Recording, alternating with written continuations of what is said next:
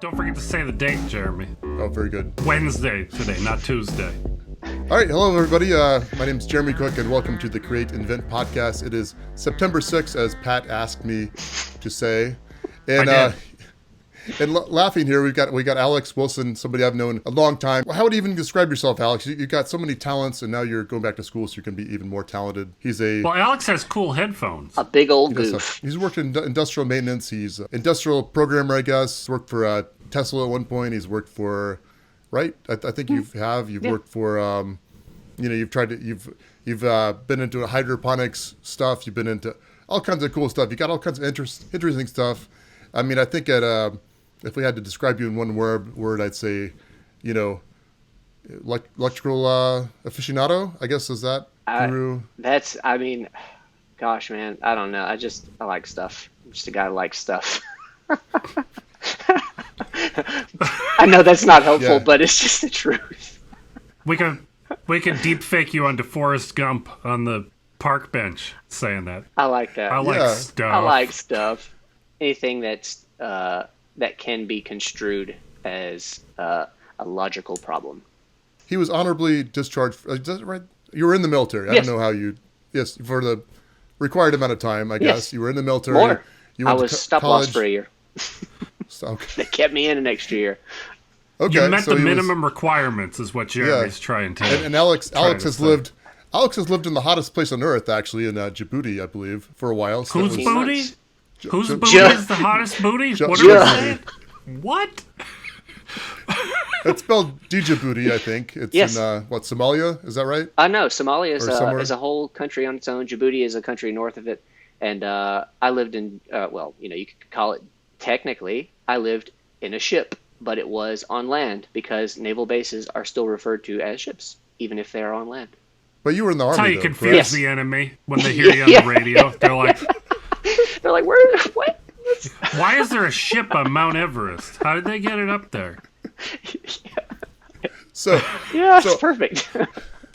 all that being said, after you got out of the military, you went to school for programming, I believe. Yes. And I think you have two different tracks, right? Yeah, You've so been- I did programming first, and it was right during the bubble burst, right after it, 09, 10, 11. So whenever I got out, I didn't have any experience, so it didn't really work out with roles, especially in the town, the town of Anderson, South Carolina. Not a lot of Right. tech work compared to other places. So, yeah, It is the electric city, though. weirdly, yeah, They say. the Electric City. It is electrified, so I mean, Jeez, my hometown is called the Electric City, Alex. Really? I don't know that There you they go. could both make the claim. I don't know if that's legal. We might have to fight about this. are you from Scranton, or are there three? At I least am. three. Yes, I'm from Scranton. Well, how about that? That is cool. You knew that was the other Electric City. I didn't even know there was another one. Yeah, Anderson certainly the lesser known, but yeah. So, did you watch The Office, Jeremy? I did watch The Office, and I believe Scranton is there. Yes. And actually, My cousin's funeral home was mentioned on The Office. Okay. Michael Scott said it would be a terrible place. It sounded like a terrible place to work at a job fair. And I grew up where you could see the back of Alfredo's Pizza Cafe. From my parents' front porch, you could just barely pick up their Wi-Fi on my phone. Okay. You couldn't connect, but I could see it. I could see that it existed and was there, but it was not strong enough to connect. I have been to Scranton. That place is. Have like you really? I have. My wife loves The Office so much she's probably watched it 20 times. I'm not exaggerating. She will claim more than that. Okay. And I have a paraphernalia. I have a pullover, a hoodie from what is the name of that pub that is that's so famous in the show? Oh, Poor Richard. Poor Richards. I have a hoodie from Poor Richards. Yeah. It's that bowling alley. We used the to one I went bowl. to. We used to bowl at the attached bowling alley all the time when I was in high school. I bowled there. And their arcade was a place to hang out when we were in high school. Also, I bowled there. and you had a could see drink. Poor Richard's Cafe from. It's not a cafe. It's Poor Richard's pub.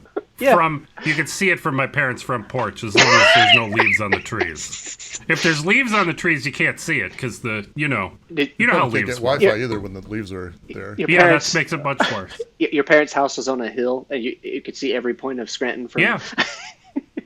Yeah, well, no, just from there. I mean, it was just across the river from. That's cool. That's seriously cool. Yeah. I want to tell. So your wife has really watched that show 20 times? Because Jeremy, it really could be more. I'm not kidding. She watches it as like a. Well, Jeremy, there's like 200 episodes.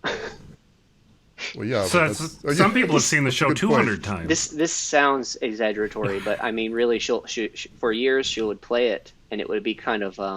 She's really good at multitasking, so we'll sit there on the couch, and it'll just be in the background. The volume will be quite low, but like we'll just both kind of stop and watch apart, and then come back to each other, and it's just played. It's been. I know a lot about the show without ever actually making a conscious decision to watch it. Okay, well, I have one more exciting thing I have to tell you about The Office, Alex. Yes, let's hear it. Since you've said so much, I think you and your wife, especially your wife, might be excited about this. Yes, definitely. On the last episode, somebody I went to elementary school with, he wrote an article in he works for the local newspaper, and he wrote an article in the local newspaper, and they mentioned him in his article. They mentioned him by name on the show.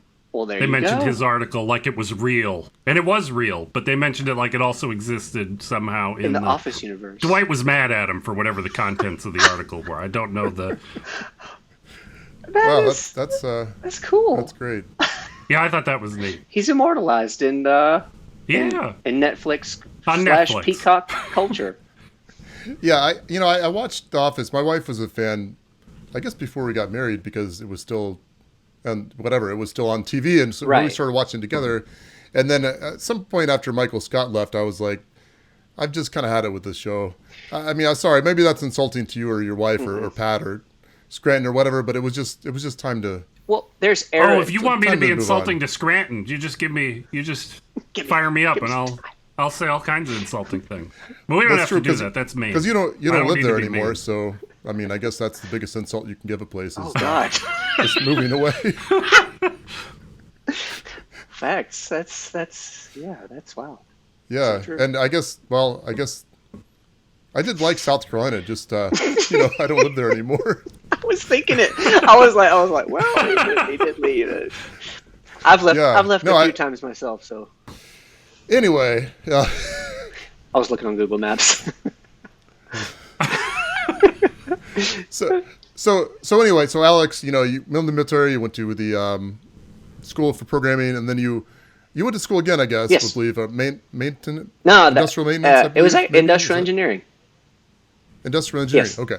So then you get a job with a certain company where I meet you, yes. I guess, and now you're on this podcast, so the rest is history. So, but no, you worked there for quite a few years, and then I believe you went and worked as a contractor, yes. which put you into a Tesla battery factory yes. and some other things that were probably quite interesting. But now you're going back to school, yes, correct? So what are you in school for? The data analytics, but it really the goal I'm carrying is I want to get into the machine learning field. I want to be more involved in that, primarily because I think that it's a really interesting way to do data analytics. And one of the things that I can say firsthand, being a software developer who's watching it come into the field with me, is it makes life, it doesn't replace a developer so much as make life easier. And if people make the right decisions, there can just be more code and not less jobs. But I still don't know if that'll happen in the short term. So my theory is I just want to learn how to work on these systems so that I still have my source of value that I currently have. So when you say data analytics, what do you mean by that exactly? What do you? I got to be honest. In general, what do you study? So I mean, it depends how which. He takes the specifications from the customers and he brings it to the developers. Does he have people skills? I'm just going back to. I had to do a call back to Office. I know it doesn't fit. I'm it's sorry. The best I could do, though. I haven't seen it enough to know to have the quotes ready to go. Sorry. Yeah, Alex.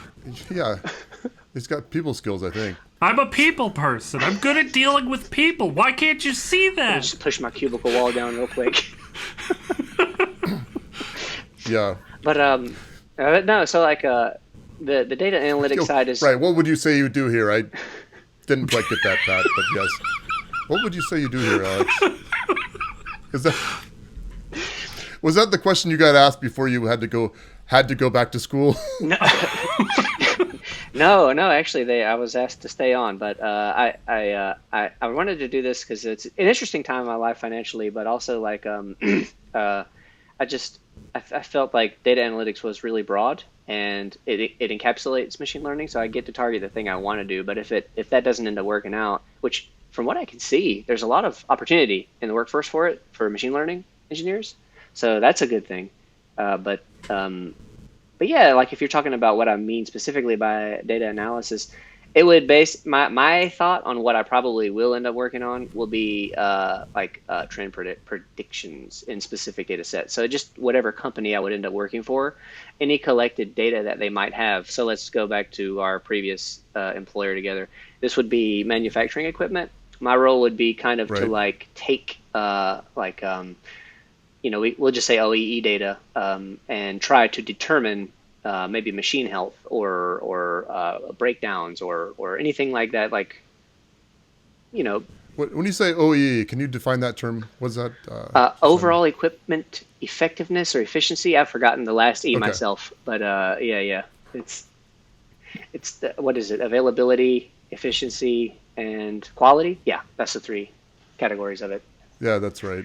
But I know how to put words into the machine learning and have it give me hundreds of pictures. It's so neat that I could use the stock photos. Have y'all used? That's a lot of fun. Have y'all had access to GPT-4 for writing code at all? I have not tried to use AI for writing code at all. Is it an ethical thing or just haven't tried it yet? No, I try not to write code. I don't enjoy it. I love that. Hey. Well, that's the answer. I don't write a lot of code, and it wanted me to put in my phone number, and it wouldn't let me spoof it. Oh, yeah. I know that seems like a pretty sort of petty, but I'm pretty protective. I get that. No, that's. I've been monkeying around with using ChatGPT's API for helping me write blog posts. The API, but they haven't given me GPT-4 yet. They're only letting me use GPT 3.5 Turbo. Alex, why don't we ask you this? What does GPT even stand for? Because I've never heard this. I think it's generative pre-trained transformer, but I could have the G wrong. I need to double check that myself, actually. It's definitely more than meets the eye. Yeah. It's really interesting how it all works. I've been learning a lot about it. I've been learning. One of my favorite ones I've learned about so far is what? Did I miss something? Well, I as Jeremy pointed out, I also get disappointed when I see news articles about Transformers and there's no Optimus Prime involved. I'm always let down. Ooh, Transformers are in the news. Is there a new movie? No. No, it's. Well, how many movies do they really need to make? Gosh, how many are there now? I don't know. I remember watching the movie about 2000, and it was pretty cool for 15 minutes, and then I realized they were just fighting, and then they said something about going to the planet of junk, and that's about all I remember of it. And this was animated. This was before Marky Mark. Okay. I'm old school because I cried in the movie theater when Optimus Prime died. So that's when I saw it. No. What? Oh yeah, me and my friend were very upset. I mean, we were probably feeding off each other, getting more sad about that. It was probably not. It was a feedback loop for sure. Is this the cartoon? I can't remember. This was the cartoon in like '85, maybe. But doesn't it say that Optimus Prime will return in the second movie or something? Oh no, it doesn't say that. The next season of the cartoon on TV, they wrote him back in because everybody was so upset. They thought they were just going to kill all the toys so they could sell all new toys, Jeremy. That's a good idea. They didn't think of it as something that anybody was attached to. That was just new molds, new toys. These molds were wearing out. We can't make the toys anymore. We'll make brand new toys. God. So true. Yeah. So true. Messing with our little 6-year-old emotions. There's no way these people are buying our product based on the emotions they feel towards it. No. Oh man. Yeah, I don't know. I didn't watch the cartoons a whole lot. I had the toys. I like the toys, but I think my parents somehow convinced me that there were no cartoons on except for on Saturdays, and that was Wow. you know That's a good Yeah, trick if you're That was vying for the almost true TV. for a while. That is true, actually. it was a good trick, but we'd never like besides a glory filled like month or so we didn't have cable, and Same. so I just remember like after school the only thing that was on was I think Star Trek rerun, so I kind of became a fan just because. And I think Magnum PI was on too sometimes. So that was You had to watch what was on. Yes. you had to watch what was on. Same. Yeah. Now, For me, it was. Let's see. I had a Transformers, but it wasn't the original cartoon. It was the Beast Wars version, and the Power Rangers and Beetleborgs and all that. Digimon. Power Rangers. Yeah, I feel like Power Rangers. I was just like a little bit too old to appreciate it. It was. I was the exact right age, man. That solo is forever burned into my brain. The guitar part. Oh, I know the song. Man. Go Power. For me, it's the music. The guitar is actually solid. Like, it's good. I don't remember it. I mean, I remember there were the different colors. There's the pink one and the red one. Oh, yeah. Well, it was like live action Voltron. Yeah. Was what it looked like. To me. Absolutely. They were. But It was like Voltron. But I'm not sure. Was there any real difference between the different colors? Or they all had basically the same powers, though, right? Well, I mean. Well, the Voltron people didn't have any powers. They had robots they sat in. Yeah. So like, But Right. the Power Rangers. So okay. Power Rangers lore time. Here we go. All right, Power Rangers. all right, I'm ready. I'm gonna learn. They are like space ninjas. They call upon their space I'm ninja sold powers. already. Yeah, and when they do that, they get inhabited by like the ability to somehow be more combat effective. So I think that is the Okay. general Power Ranger power. The unique Power Ranger Oh, power. so it's just like me. Space ninja. But then I think the unique thing they have is the Zord, their Voltron device. Okay. And unlike Voltron, where they all had the same device but different colored, they actually had different ones. They had different animals, Okay. and it was All right. Well, that's good. that was their thing. Good. It worked for me. I loved it. I ate it up a lot. I was So- sold. Back to this tangent, but you talk about space and you being in the military, Alex. I feel like the Space Force is never gets its quite the recognition. I mean, you see at Costco, they get the flags up for all the different service branches. So no, there's no Space Force, and I've never heard a Space Force song. I've never heard Yeah, but the show is fantastic. I'm disappointed that they canceled it. the first season was good. I thought the second season wasn't so good. Honestly, it's really It's a really interesting concept to me because I can hear like taxpayer dollars, blah blah, all that stuff. But like, man, people say the Air Force could be Space Force, but it really is very different. It's so different. Well, I'm understanding is gonna- that we're not. The Space Force isn't doing anything new. They're just consolidating space-related things under a different umbrella. Oh, okay. See, I got to be honest, Alex. I'm with you 100% because the Air Force, they operate in the air, right? Yeah.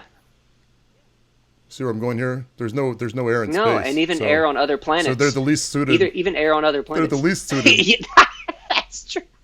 A naval ship technically would be more suited for space because the like the properties that a ship has sitting in water is closer to what space is than like aerodynamics. That's actually that's a good point. It's like the anti-space. It's like the anti-air force, sort of. Company slogan. Well, Alex, I one thing I wanted to ask you about now, switching gears quite a bit, I guess, but last time we talked, it seemed like you were working on some farming project involving a geodesic dome, perhaps. Is that have you been doing any, or maybe it was even, no, anyway. Sure. Hydroponics, Yeah. perhaps? What's your agricultural situation these days? Are you allowed to talk I've about prepared. hydroponics on the internet? It- So I only know one thing you do with hydroponics. I have something here for the audience. Well, that looks kind of It gross. is. Oh, that looks delicious. Is that Kool-Aid? Looks Is that pickle juice? looks like a pickle. It's like pickles without no pickle. No, it is It's distilled like water and Chlorella vulgaris. It is a species of algae, and I've got some ideas for some stuff I want to do with this, but it is. I'm pretty excited about one of them actually. It's I'll tell you. I don't care. I want to. So I want to harvest enough of this stuff. I don't know how long it's going to take me, how much of it I'm going to have to freeze. It's going to take a while because I'm not trying to build like a commercial rig.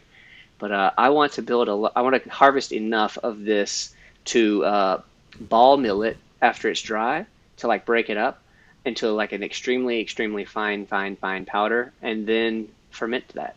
And then I want to create a vodka out of it, and I want to call it Algehol. And because listen, this stuff has an amazing CO2 uptake. Like it is incredibly environmentally friendly, and as you probably both know, the byproduct of fermenting any item that is fermentable is CO2.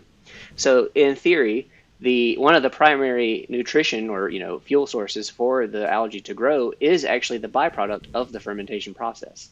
So if you're able to take that line of thought, you can start to see where I'm going, where this is like, wow, this has really got some applications in a real way to larger operations that are emitting a bunch of this, especially places that are already outfitted for distillation. So that's my thought. I want to take it to a POC stage and see what I can do with it. I've got all the like mathy stuff worked out. I need about a kilogram to get something that's worth my time. But I have to ask the important question. Sure. What do you think that vodka is going to taste like? Well, it's going to be triple distilled, so it's going to taste like vodka. It won't be green. It'll just be it's going to be vodka. That's why I'm going vodka, by the way. This isn't whiskey. This is not something that's meant for taste. It's meant for like, you think about it, right? Like if you're fermenting corn or potatoes, whatever you want to claim that the vodka. I'm always fermenting potatoes. Always got it going. Potatoes and corn. Always doing that in the backyard. Hooch, man, you got it going. No. isn't that what Dan Quayle tried to do? Or? I don't know. Oh, he tried to spell it and it didn't work out for him. Thank you. I feel like I make ALGE. It's funny, Alex. I make all these references that I feel like you should get, and then you get this kind of obscure one. So good for. I guess that's not that obscure. I guess. I'm an uncultured. That's why I called myself a goof earlier. The weird collection of knowledge that resides in my head. There's just not a great word for it. It's just goof. Yeah, and it's even like kind of before your time too, I think, because I was quite young, and you're a couple years younger than me. Yeah, so, I wouldn't be able to remember it. My grandmother talked about it a lot. She thought it was so funny. If anybody made a spelling error around her, she'd bring that up. She'd be like, "All right, there, Dan." Well, I better not ever get into office. Yeah. But yeah.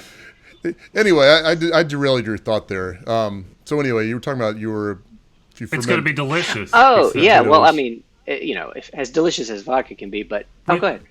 Alex, did you know me and my brother-in-law bought a big bottle of the cheapest vodka they had at the liquor store? It was Mr. Boston's vodka from Kentucky. Okay. And we ran it through a Brita filter 3 or 4 times. But we saved a little, and I put them down in front of my brother-in-law, and he didn't. I knew which one was which. And he drinks the first one, and everything's thing. But then he drinks the second one, which turned out to be the original, the non-filtered Mr. Boston's gasoline. Oh, the face he made, he had to stand up. He was doing like a little dance. It was terrible. So I totally believe that your vodka will taste palatable. Yeah, maybe by the time, because it will take me a long time. Maybe if I come back, I'll be able to let you guys know how it went. But yeah, that's the plan. I want to get that. I think that it's really, to me, I kept seeing this like image of a plant in my head, like a facility, and they have a chamber or whatever that's doing whatever their key products might be, and the emissions from that are going into another tank, and that's like feeding the algae. And then instead of them having to like ship stuff there to ferment, right? They have the algae on site growing. It's just in a tank. It's not difficult to, you can store it however you like. It just needs light. But I just feel like this, from a logistics point of view, is a really it's an interesting thing. I don't know if there would ever be buy-in. It just seems like I don't know. There's something about it that feels right. Because it's producing its own fuel in theory. And they're capturing their own waste output and making a product out of it. So what's the energy source? How does it? I mean, obviously something's got to go in. You don't light. The light and light? To get nitrates and stuff in the water is, depending how fast you're trying to get it to go, that's really your limiting factor. If you want really fast algae turned around, you need to add a lot more nutrients. And if you're okay with a slower growth cycle, you don't have to add as much. So it's really depending what the company would decide to do there. But yeah, it's light. He's exactly right. The CO2, the naturally occurring atmosphere, CO2, and light, and then nutrients in the water. Theoretically, if you wanted to get crazy, the wastewater from the brewing process itself could also potentially contain some more. So there people who know a lot more about the brewing process and the wastes involved. There's potentially more stuff there because a lot of the especially with beers, the plant matter that is left over, I'm sure that contains a bunch of nitrates that don't get digested entirely during the process. Okay, yeah. So you're saying it could almost be like an add-on to another facility. Okay, basically you put your waste there, and almost like to be analogous to a compost pile. I guess you basically. But analogous. Very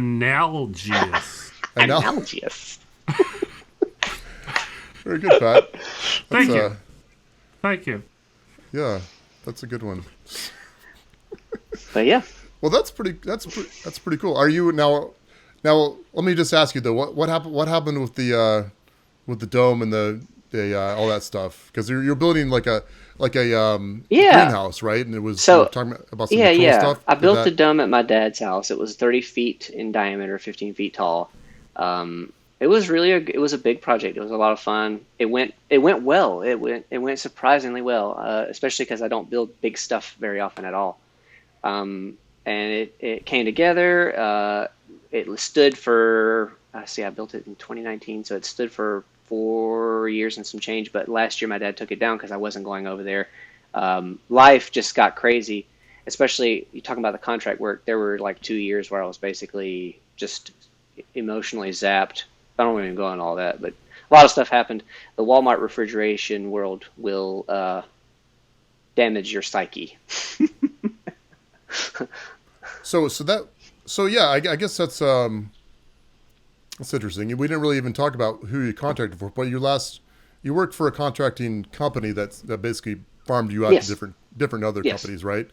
So the last place you worked was for Walmart, and it was something about the refrigeration. So I did them. That was second to last. I worked for Pratt cardboard paper after that, and BHS logistics, and that was basically like Pratt. They supply cardboard to Amazon and other places like that. It was huge. Oh my gosh, y'all! The corrugator machine is fantastic. This thing, it looks like how in cartoons like Looney Tunes when a character's running on the carpet and it folds up behind them into that's how the cardboard looks as it's shooting through the system, but it's going at I'm not kidding. I think they do 200 meters a second. It's so fast. Or no, really? It might be a minute. It might be a minute. Really? It might be a minute. Don't let me tell you the wrong thing. It's so fast. Pretty impressive. One of those is 60 times faster yes, than the other. But both I are really still don't want to fast. exaggerate. It produced cardboard at beyond the speed of sound. It's really, really fast. That thing is whipping. It's whipping across there so quick. Like if it were to catch you, it would be. It is so fast. Yeah, it must be a minute. It must be per minute. Is it though? Yeah. That cylinder is it's an 8-ton cylinder. It's probably 5 feet across, and that thing is spinning at a rate that's just. I don't know. I can't remember for sure. I didn't actually work on the system itself. I worked on the visualization system that showed where so there are these little drones, not drones. What are those called now? how is this leaving my brain? What do you call a little? I have to interrupt you, Alex, because I Googled this. It has to be 200 millimeters per second, because 200 millimeters per minute is 0.007 miles per hour. I think a snail can go that 200 fast. meters. Oh, meter. I thought you said No, millimeters. sorry, I meant meters. Well, it's still less. That's still 200 meters per minute would still be less than a mile an hour. Okay. Then yeah, that's right then. Okay, that's fast, but that's maybe believable. It's so fast. It's shocking to watch. It's truly like one of the things where it's like a marvel to see how fast it zips through the machine without tearing somehow. But it was a lot of work. I mean, I guess it was. You were saying it was just a hard. Some of that was a hard. It seemed like you were saying that Walmart was the hard. Oh job. yeah. Delivery there was crazy. Like we would do these like 3-week deliverable cycles, and we'd go on site, and I'd do 21 hours, go home for 4 hours, to the hotel for 4 hours, go back to site for 18. It was sleep deprivation. The freezer was negative 20 degrees Fahrenheit. And it was tough. It was a rough one. That's not just a freezer. My goodness, that was tough. That's like. But so you were getting paid by the hour, correct? And you were getting overtime. No? What? Because I was thinking, okay, that explains why he's not in financial, whatever. But I guess so. No, you were getting paid salary. That's not cool. Yeah, you're like I said, sometimes not a smart guy. Well, I mean, maybe you got some time off between the jobs. There was comp time.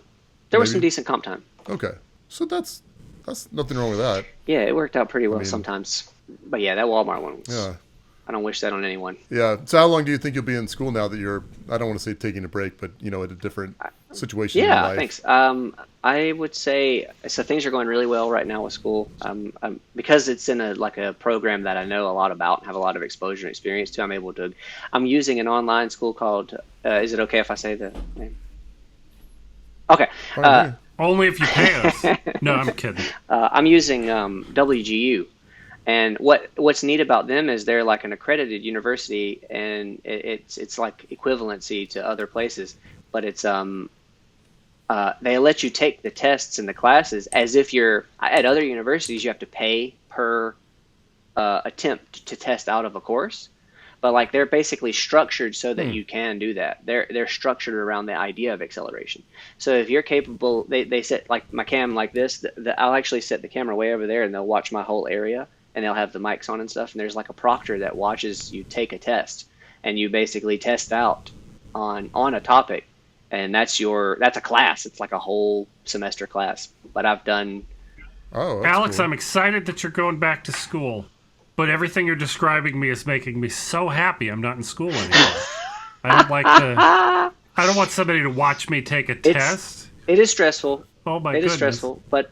Like I think that the nice thing about that is like it makes me feel confident that the time is worth it, and that the quality of the program is worth my effort. Yeah. So it's like because I would have to go to Utah otherwise to go to their school. I was. Did you see I this? do. Is this guy moving for you? This other guy? He's not. Oh, He's man. not moving here either. Can you hear me? Uh-oh. I can hear you guys, and I can see you. Oh, Jeremy can hear and I can see us. He can hear us and see us. I love it. I saw a joke about situations like this, and it said, isn't it funny how like in Zoom meetings and stuff, whenever there's connection problems, it's like the people in the group are having a seance. Can you hear me now? Are you in the room with us now? He's back. Hey, I can see you, Jeremy. Hey. We're at an hour and 2 minutes, Jeremy. Well, it's a terrible segue, but let's maybe we'll shift what we're talking about just a little bit, because I just noticed something. Why don't we're an hour in. We should do a coffee break, Jeremy. Yeah. Well, we're going to do a coffee break because apparently our tech is breaking before our coffee break. It's supposed to break during the coffee break, but we'll take a coffee break right now, and we'll be back. So, thanks for joining us. You're welcome, Jeremy. Welcome to the coffee break, everyone. My good friend, my lovely assistant to the regional co-host, JeremyCook.com, scook.com, is going to read us our top 5 patrons from Patreon, because that's what he does every week. Yes. And I'm going to count read them to make sure. And you count. All right, so first we got Tim, and then, of course, we got Carl. Tim. You know, Jeremy, I'm going to argue with you, because I did a bad job last week. I told you to just call him Tim. I just meant I thought his name, his credit card might have said Timothy. It's polite. We should probably tell everybody Tim's last name. Okay. First one. All right. So our top 5 Patreons or so. First of all, Timothy Moran. We've got Carl, Michael Sizer, Raptor, creatively spelled, Stuart Morrow, Brian Moses, and, of course, Positive Waves. Thank you so much for your support. It means a ton, for sure. So, Jeremy, did you know my wife was mad when you stopped reading her name? And then 6 months later, she realized that Patreon asked her for new payment information and she never updated it. So it was her own fault that she's not in there anymore. Well, thank all of you for keeping your payment updated. Yes. Or just keeping the same payment, whatever. So we appreciate that. And, even if you don't, decide to contribute monetarily, that's fine with us. But what if you want to, Jeremy? How can you go about signing up? I think that'd be awesome, actually. If you go to patreon.com/createinvent, one word, right? One word. Right? You got it correct. You got it absolutely correct, Jeremy. Okay, so patreon.com/createinvent. So let me just go there. So if you go to patreon.com/createinvent, then you can sign up for different levels. So we've got some great tiers here. We got the plastic level, which is $1 a month. We got the aluminum level, which is $5 a month, and also the Shaq Steel level, which is a great reference to a movie that I've never seen, but Shaquille O'Neal as Mr. Steel, I guess. It's $10 a month. And then if you want to go higher, we've got money bags with a Z for $100 a month, and probably a bad ROI for only $1,000 a month. I mean, why not? So that's what we got. Well, why not, Jeremy, is because we don't want to just take your money. We feel bad if all you want to do is pay us. This is unscripted, everyone. I don't know what I'm talking about. But what I am trying to tell you is that there are other ways to support us that we would very much appreciate, almost as much as money. You can subscribe to us, like our videos, tell people about us. Tell people about us. You leave a comment. But let's be honest here. If you sign up for probably a bad ROI, $1,000 a month, we probably would like that more than leaving a comment. We would enjoy it. We would. Is there a perk for that? Like, do they get to come have dinner with us or something? Or is there a... I don't know. No, but there's not one written in there. There's not one written. Okay. But if you make a request, perhaps we'll accommodate it. Yeah, I don't there's know. A good chance. I mean, if it's nothing painful or too embarrassing, like. Right. We're not lowering our moral standards or anything. Yeah, this is not whatever those might be. Yeah, this isn't that kind of show. But Jeremy didn't tell you guys something exciting that we just figured out how to set up between this podcast and the previous one. We've got this website. Yeah, look at Jeremy. He knows what I'm talking about. He's excited. Yeah, I know what you're talking about. My eyes went... They did. My eyes went big. If you're listening, you couldn't see that, but it happened. You couldn't see it. If you go to, and you don't have to remember this because it'll be written down somewhere depending on how you're reading. What reading?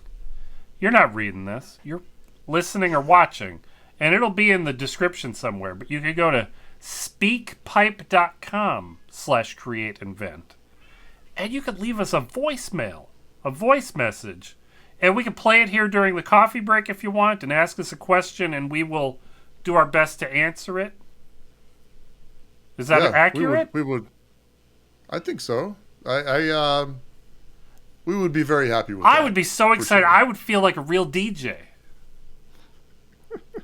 I am a real DJ. No way. Pat.